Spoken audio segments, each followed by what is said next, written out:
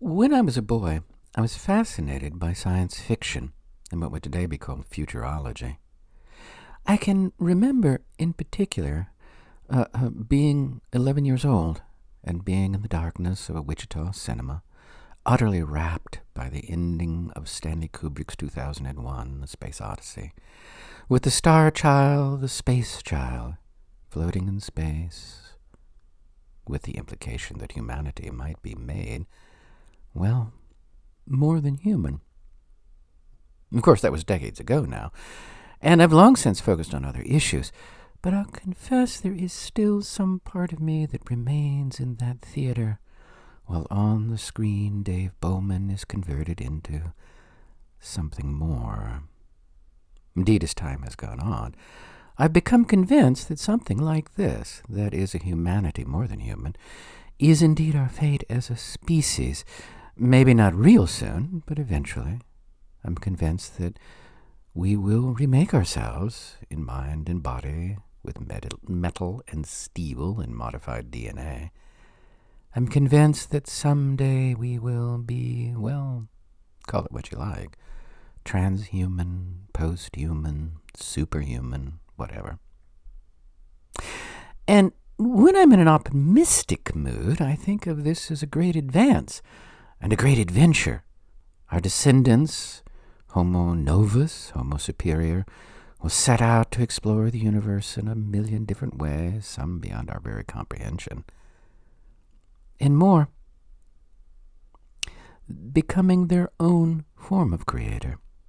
What will their conception of art be, or of music?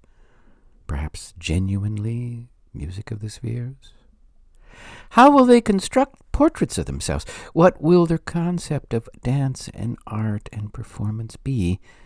We have fiction by which we enter alternative worlds. Will they construct those worlds themselves?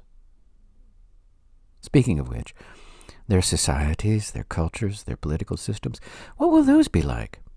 I suspect we cannot even begin to say, but that they will be as beyond ours as Manhattan is beyond the anthill.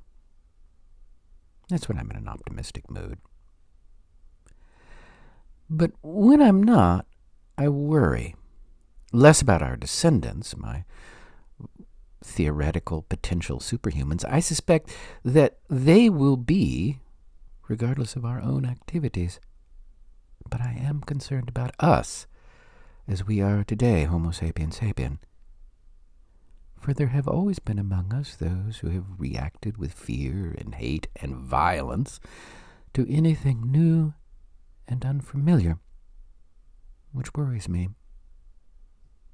For here's the reality: regardless of how and when we shall reconstruct ourselves, our descendants will not be helpless, very far from it. And I fear, a little, that they will be like Arthur C. Clarke's concept of the star child. In the original book, the 2001 book, you remember, he wrote the story and then the book, and therefore has something to say about this ending of the tale. And you will recall that in that first book, not the sequels, but the first one, at the very end of the text, the star child returns from space, greatly improved, and confronts an orbiting nuclear weapon, which is awakened by its human masters.